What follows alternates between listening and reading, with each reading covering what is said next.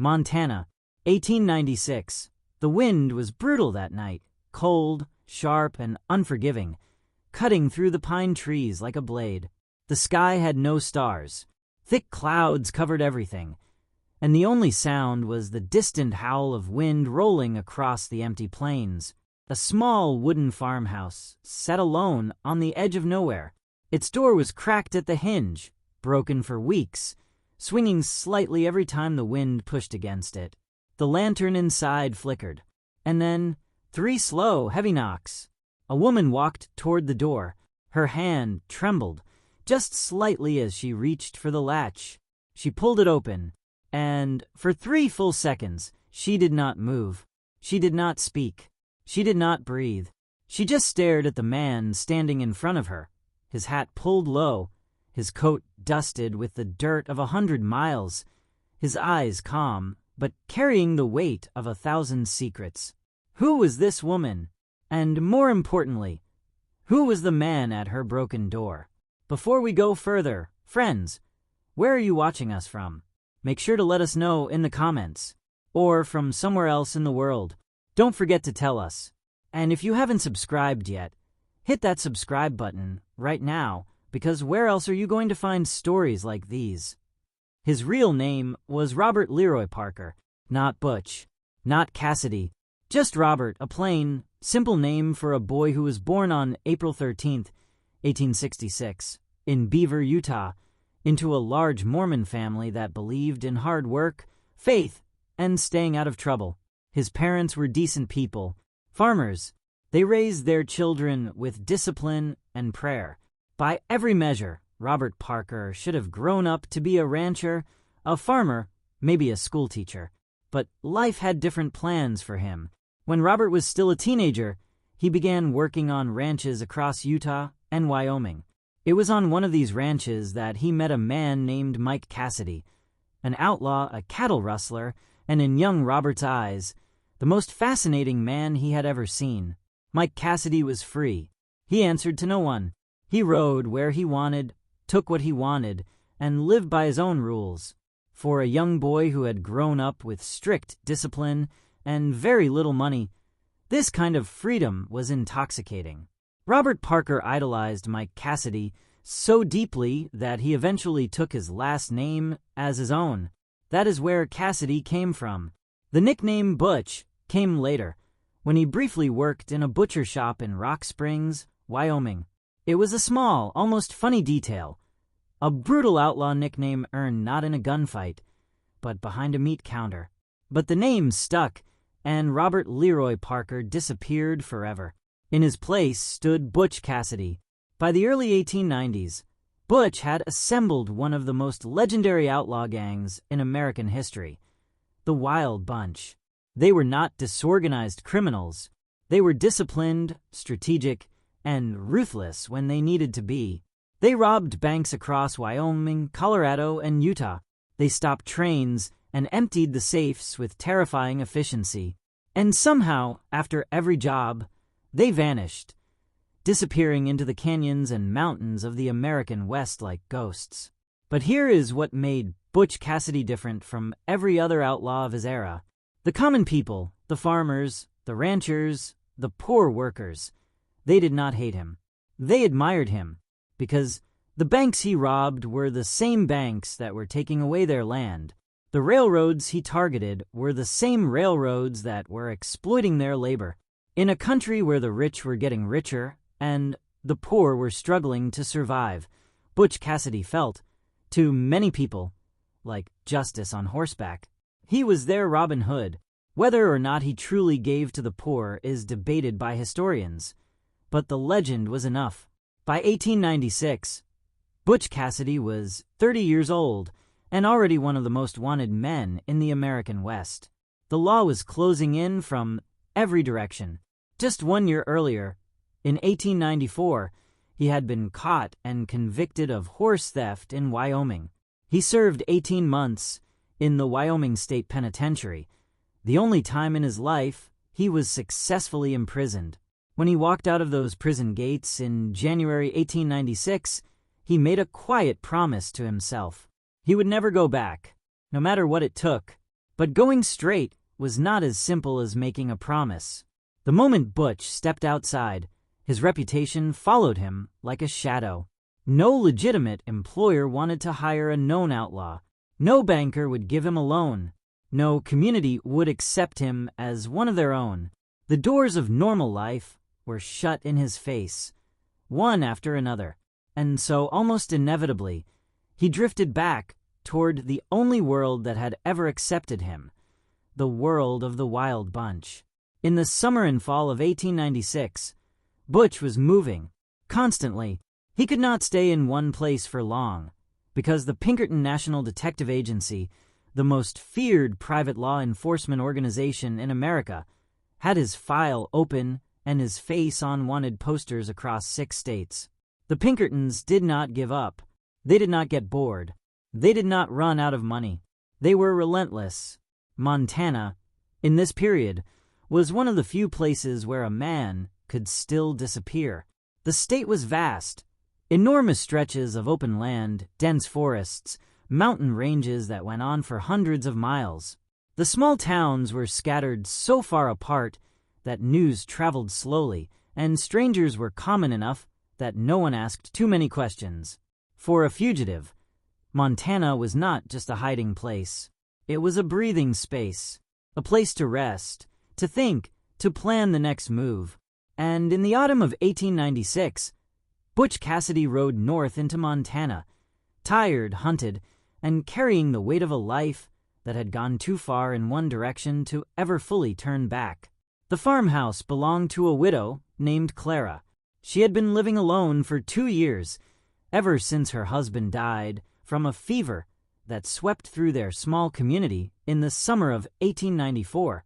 She had 2 children, a boy of 9 and a girl of 7, and she was raising them by herself on a small piece of land that barely produced enough to get through the winter.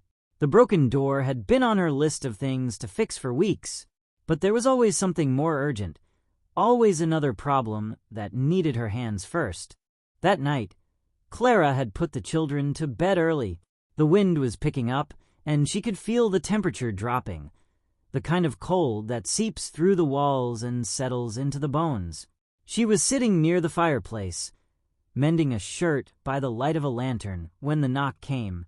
3 knocks. Slow, deliberate, not aggressive, but not timid either, just certain. She did not know what she expected when she opened that broken door. A neighbor, perhaps. Someone in trouble on the road. What she did not expect was the face of a man she recognized, not personally, but from the wanted poster that had been pinned to the wall of the general store in town for the past several months. A face she had looked at while buying flour and salt, thinking to herself that men like that only existed far away in newspapers and stories.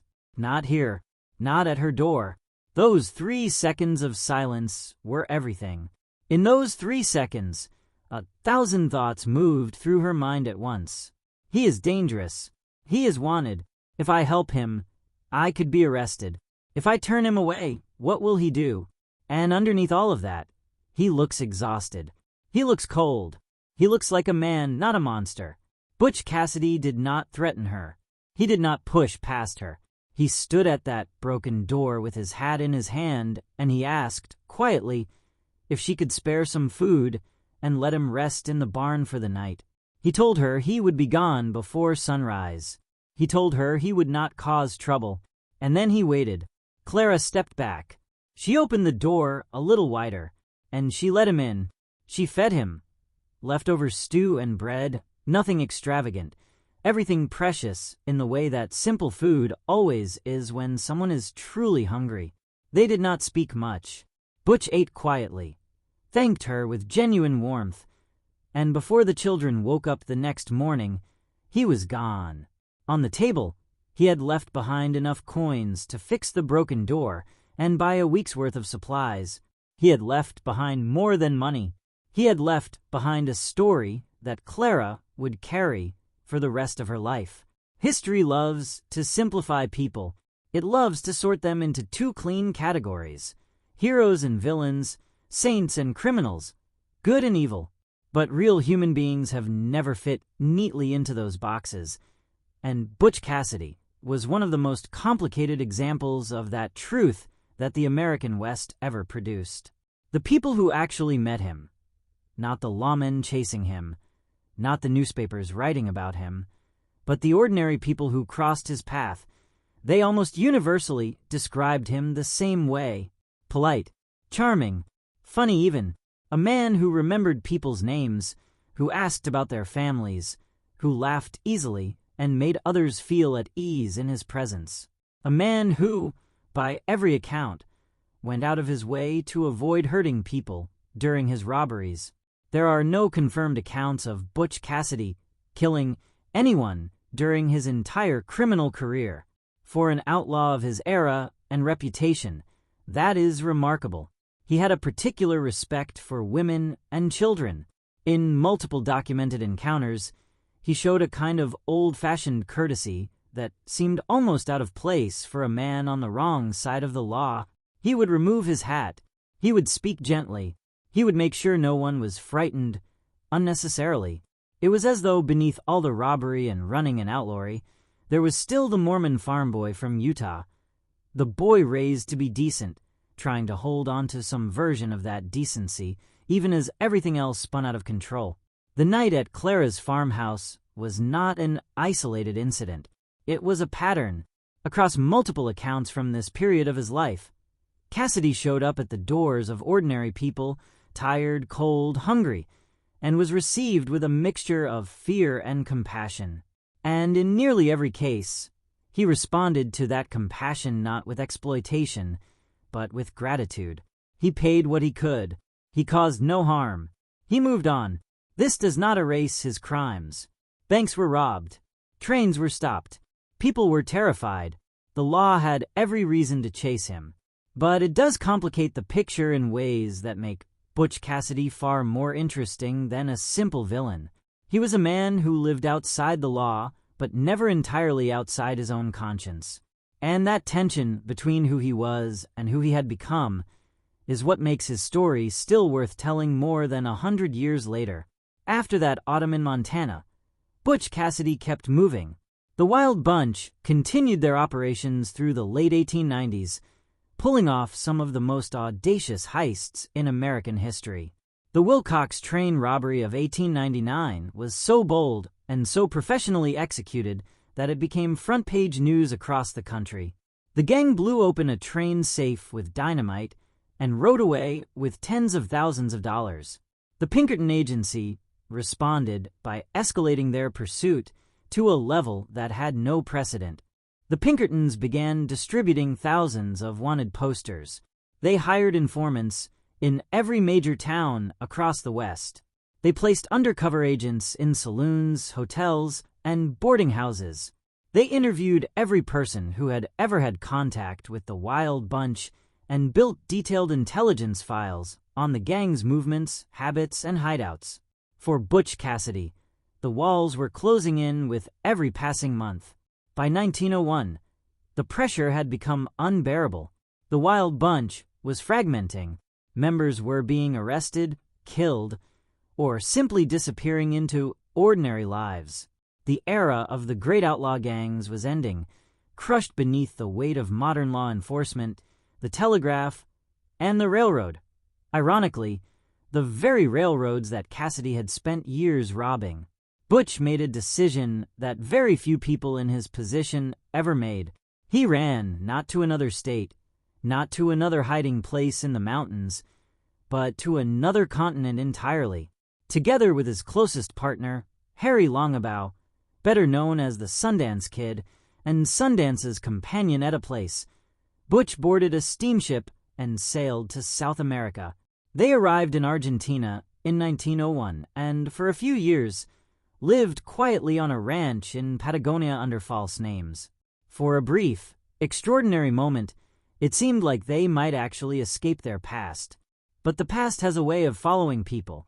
By 1905, the Pinkerton Agency had tracked them to South America. The three fugitives fled Argentina for Bolivia, and then Chile, and then back to Bolivia, always moving, always one step ahead and two steps behind. The money ran out, the options narrowed, and sometime around 1908, in a small town called San Vicente in southern Bolivia, it ended. Two American bandits were cornered by Bolivian soldiers after a payroll robbery.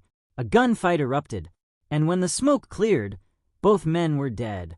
Were they Butch Cassidy and the Sundance Kid? Most historians believe so, but the bodies were never conclusively identified, and the mystery was never fully closed. For decades afterward, people reported seeing Butch Cassidy alive in Utah, in Washington state, in Wyoming. His sister claimed he visited her in the 1920s. Some people, even today, are not entirely convinced that the story ended in Bolivia. And perhaps that uncertainty is fitting for a man whose entire life was built on disappearing when least expected. As for Clara, the widow with the broken door and the two sleeping children, history did not write her name in large letters. She was not a famous figure. She did not seek attention or recognition, but she carried that night with her for the rest of her life. The way certain moments stay with you, not because they were loud or dramatic, but because they were quietly astonishing. She told the story, over the years, to people she trusted, a sister, a neighbor, eventually her grown children, not as a boast, not as a scandal, but as a kind of wonder, as a reminder that extraordinary things can happen in the most ordinary places, at a broken door, in the middle of a cold Montana night, in the middle of a life that seemed like it had no room left for surprises. Her story was never officially recorded by historians. It survived the way most true stories survive, passed from one person to another, carried in memory, quietly persistent. It is the kind of story that reminds us that history is not only made in battlefields and courtrooms and government buildings. It is also made in small wooden farmhouses on the edge of nowhere, when a frightened woman looks into the eyes of a hunted man and chooses, in 3 silent seconds, to see the human being rather than the headline. That broken door was never just a broken door. It was a threshold between fear and compassion, between what the law said and what the heart decided, between the world that judges people by their worst moments and the world that occasionally, quietly, does something more generous than that.